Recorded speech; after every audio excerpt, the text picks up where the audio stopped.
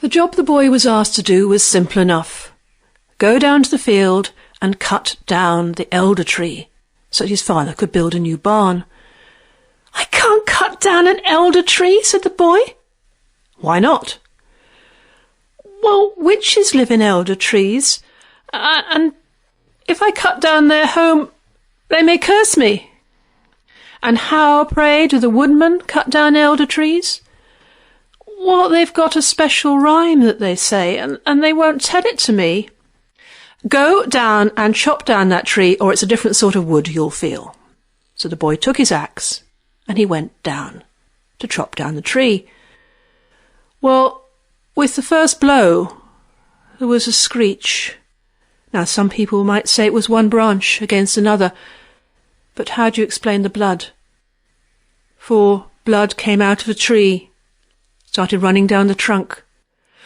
And when he hit it again and again, there was blood dripping from his axe.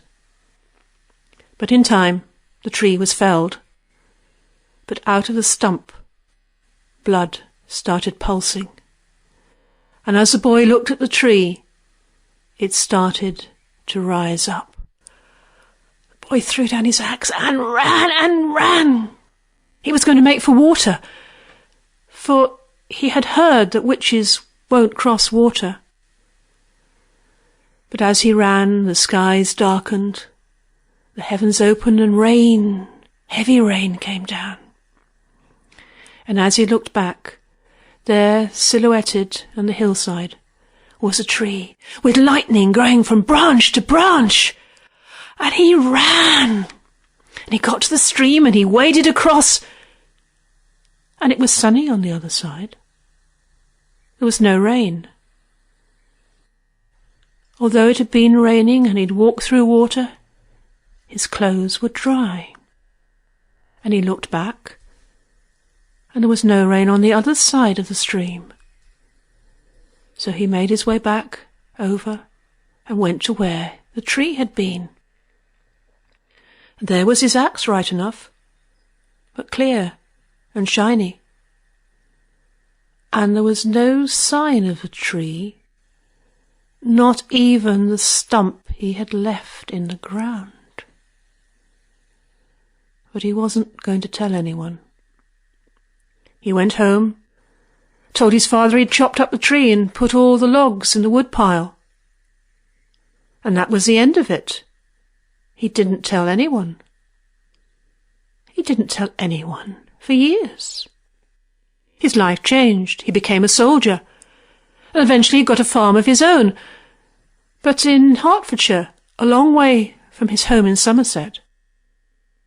And still he told no one, until the cows went dry. Well, he thought just some travellers had been there and had milked the cows, and this is why they gave no milk. But the second day, they were dry as well. And a third day. And that's when he told his wife. "Oh, someone's cursed you," she said, expecting her husband to laugh. But he didn't laugh. He just told her about the elder tree and the witch. Well, she started to laugh, but her grandmother, who lived with them, said, "Ah, it will be the witch. Young man, you must go and get the cows and bring them down to the field by the house."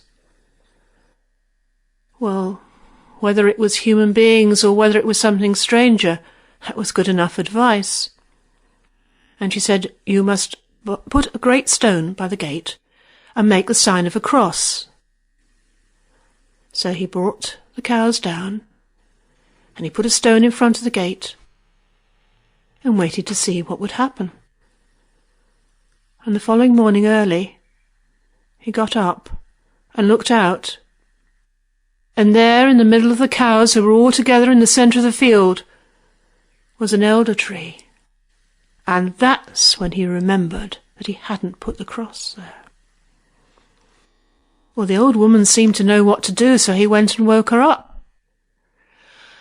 "Ah, lad, Your best coat. It's got silver buttons, hasn't it? Yes. Then take those buttons. Now, you've still got the machine you used for making bullets in the army, haven't you? Yes. Melt down that silver and make a silver bullet for your gun, for they say that you can kill witches with a silver bullet. So he got his best coat, and he cut off the buttons, and he melted the silver down, and he put them in the little machine and pressed out a bullet. And he put it in his gun, and cautiously he opened the door and went out and took aim, but somehow his feet slipped on the mud and the shot went wild. Went back in. It went dark. Rain came. The tree moved towards the house.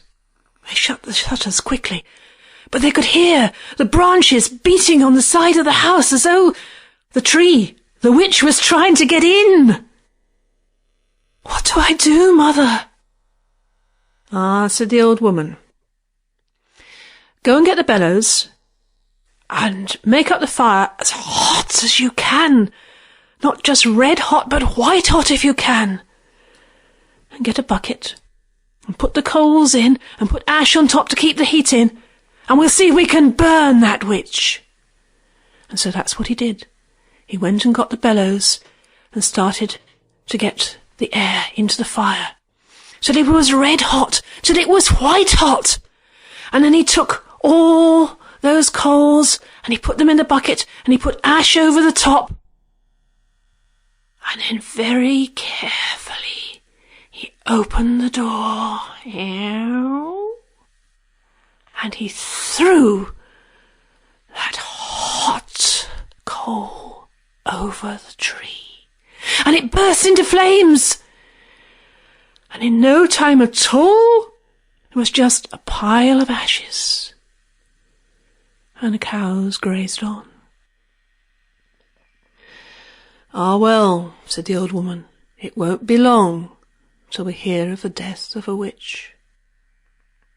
And so it was, although news doesn't travel as fast then as it does now.